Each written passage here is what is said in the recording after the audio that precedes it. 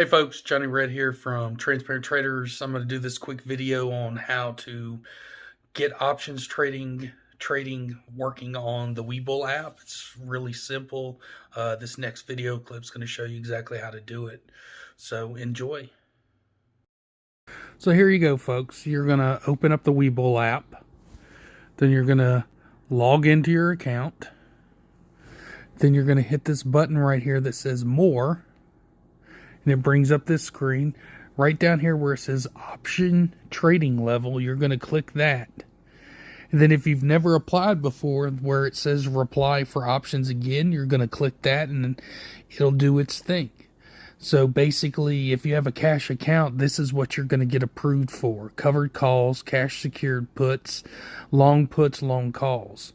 To get into the upper levels, you will be required to have a margin account, but you can trade options with Webull with a cash account, and these are the ones you'll be able to do.